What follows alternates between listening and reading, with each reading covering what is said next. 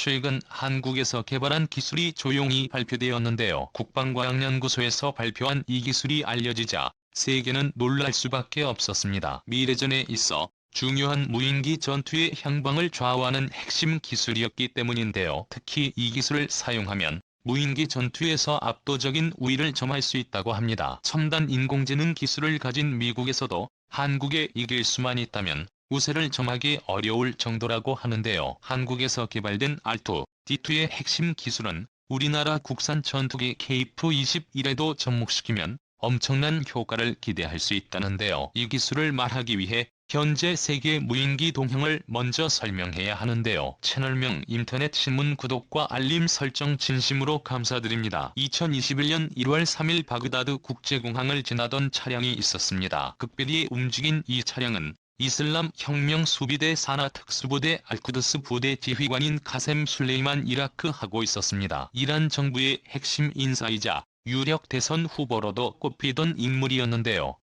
비밀리에 움직이는 만큼 행동에 있어 조심스럽습니다. 2010년 전후로 이란의 국민 영웅이라 불릴 만한 인물이었는데요. 현 이란 대통령 하산 로하니보다도 더 정치적 영향력이 있는 인물로 알려졌습니다. 그런 그를 막을 수 있는 존재는 하나도 없었습니다. 하지만 미국에선 그를 눈엣 가시로 여기며 예의주시하고 있었습니다. 술레이만 일은 이슬람혁명 수비대를 동원해 친이란과 시아파 군사 조직을 몰래 지원하면서 미군의 작전을 지속적으로 방해했었는데요. 결국 그를 제거하기로 마음먹은 미국은 세계적으로 놀랄만한 작전 수행을 결단하기에입니다. 주위에 아무도 없다는 사실을 인지한 술레이마니는 공항에 안심하고 발을 디뎠는데요. 그 순간 그는 폭발에 휩쓸려 어처구니 없는 죽음을 맞이했습니다. 바로 무인기에 의한 암살이 이루어지는 역사적인 순간이었는데요. 미군이 운영하는 무인기 기종 MQ 거의 솔레이마니가 내리는 것을 보고 바로 저격한 것입니다. 헬파이어 미사일이 요인 제거를 위해 동원되었는데요. 카셈 술레이만 이를 포함해 주요 요인이 그 자리에서 사망했습니다. 트럼프 정부의 요인 암살 작전이었던 카셈 술레이만 이저격 사건을 무인기가 얼마만큼 위력적인 무기인지 보여주는 교훈을 안겨주었습니다. 주위를 아무리 살펴도 상공에서 미사일을 맞기란 도저히 불가능한 일인데요. 이후 각국은 무인기 사업에 전력을 투자하기 시작했습니다. 무인기는 조종사를 위험에 빠뜨리지 않고도 작전 수행이 가능하다는 점에서 매력적인 무기라 할 수 있는데요. 훈련된 조종사를 길러내려면 적어도 10년 이상의 시간이 투자되기에 조종사의 존재는 항공 전력에 있어 중요한 부분입니다. 오죽하면 전투기와 조종사 중에 조종사가 더 중요하다는 군사 가이드라인이 있을 정도인데요. 작전 수행 도중 조종사를 잃게 되면 그것만큼 뼈아픈 일은 없습니다. 또한 조종사가 탑승하지 않아서 생기는 이점 역시 무인기는 가지고 있는데요. 조종사의 생명유지 장치와 보조 기능들이 무인기에는 달려있지 않게 무기 탑재량을 비약적으로 늘릴 수 있다는 장점이 있습니다. 파일럿의 생명을 아끼면서 동시에 기체 성능을 집약적으로 끌어올릴 수 있다는 점에서 미래전의 핵심 역할을 수행하는 것이 바로 무인기입니다. 미국의 경우 애초부터 무인기를 정찰용으로만 활용하려고 했다가 무인기의 가능성을 보고 개조를 하기 시작했습니다. 그래서 요인 암살용으로까지 쓰임새를 확대했는데요. 이제는 무인기에 스텔스 기능까지 추가해 다양한 임무를 수행할 수 있는 뱀을 기체로 만들기 시작했습니다. 요인 암살에 사용되었던 미국의 다목적 무인기엔 휴곤 심지어 도청까지도 가능한 기종이 되었는데요. 멕시코 마약 조직의 내부 통신을 감청할 수 있는 수준이라고 합니다. 다양한 임무를 수행할 수 있으면서도 대당 가격이 하나로 50억 원밖에 되지 않아 가격면에서도 저렴합니다. 미국은 무인기에 있어 단연 최고의 기술을 보유한 국가인데요. 제3세계 국가에서 이를 따라잡으려면 많은 시간이 필요한 것으로 알려져 있었습니다. 하지만 중동에서는 중국산 공격 무인기가 미국의 무인기의 대안으로 떠올랐습니다.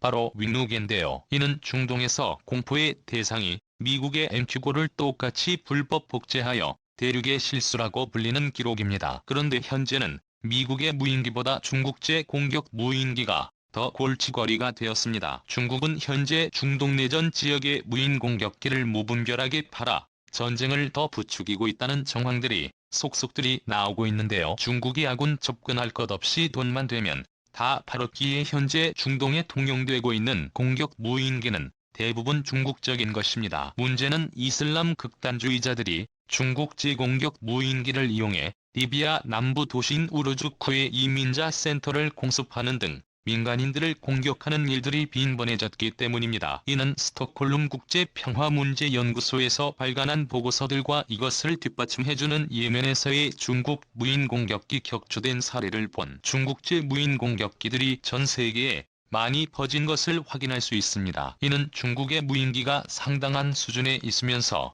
값싼 가격으로 제3세계에서 인기가 있어 전 세계의 골칫거리로 부상하고 있으며 현재 중국은 죽음의 무기상인으로 등극하기에 이르렀습니다. 그런데 한국에서 무인기를 잡을 수 있는 기술이 개발하였습니다. 단숨에 미래전의 주도권을 한국에 가져오게 된 셈인데요. 국방과학연구소는 최근 최초로 파장제어 빔결합 기술을 통해 고품질 광섬유 레이저 발생 기술을 개발했습니다. 대공국이 이 체계 실전 투입이 가능한 레이저 기술을 순수 국내 기술로 개발한 것인데요. 1kW급 레이저 모듈에 파장제어 빔결합 기술을 적용하여 4개의 1kW급 광섬유 레이저를 하나의 5kW급 고품질 레이저로 구현할 수 있게 된 것입니다. 다수의 레이저 광을 굴절을 통해 최대한 다른 곳으로 분산되는 것을 억제하여 강력한 빔으로 만들 수 있도록 하는 통제 시스템을 구축했다고 이해할 수 있는데요. 레이저빔의 경우 다른 무기체계에 비해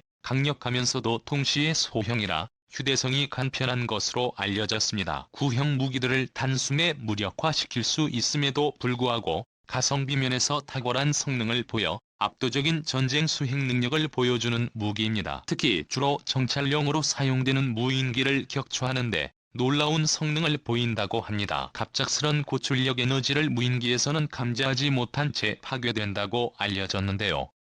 이 덕분에 효율적인 방어가 가능합니다. 실제로 한국은 이번 기술 발표 이전에도 실전에 투입할 레이저 병기를 실험 테스트한 적이 있는데요. 작년 9월 충남 태안에 있는 안을 시험장에서 시행되었습니다. 20kW의 레이저 빔이 1km 거리에 있는 철판 표적을 단숨에 꿰뚫은 것인데요. 시연에 사용되었던 재질은 북한 노동미사일이나 북한 무인기와 비슷한 재질로 알려졌습니다. 또한 레이저 무기는 엄청난 속도를 자랑하는데요. 러시아에서 공개된 극초음속 미사일이 마하할이라는 속도를 자랑했습니다. 이 속도는 초당 2,500이 도록 빠른 편이지만 레이저는 초당 30만 킬로미터를 날아가기에 아무리 재래식 무기가 빨라진다 하더라도 레이저로 금방 격추가 가능합니다. 이는 현재 미국이 두려워하고 있는 극초음속 미사일 방어책으로 떠오르고 있는데요. 엄청난 속도로 중국의 둥펑 미사일이나 러시아의 지르콘 미사일은 기존의 요격 미사일의 속도를 따라가지 못하지만 레이저는 빛의 속도이기 때문에 극초음속 무기에 맞서는 데 유일한 대책입니다. 이런 와중 우리나라의 레이저 개발 소식을 접한 중국은 한국형 레이저에 대한 칼럼을 게재하였습니다. 한국배의 저무기 개발 기술 격차는 존재하지만 절대 무시해서는 안 된다라는 제목의 이 칼럼을 요약하여 말한다면 사실 지금의 레이저 무기 기술은 각국이 이제 막 개발을 시작한 단계이고 마지막 결과가 어떻게 나올지는 두고 봐야 한다며 한국은 수많은 실은 레이저 무기 개발 국정 성과로 따지면 남부럽지 않은 수준이라고 전하면서 경계하는 눈치였습니다. 이렇게 중국이 경계하는 이유는 4년 위력뿐만 아니라 경제성에서도 우수함을 보이기 때문인데요. 우리나라가 개발한 레이저 무기의 비용은 한 발당 1달러 이하로 약 1200선입니다. 반면 사드 미사일 한 발이 110억 원이고 국산 지대공 미사일인 신봉 한 발 발사 비용이 2억 원인 것을 감안하면 놀라운 가격이라 할 수 있습니다. 이렇게 갑작스럽게 발표된 한국의 기술에 세계 여러 나라에선 당황할 수밖에 없었는데요.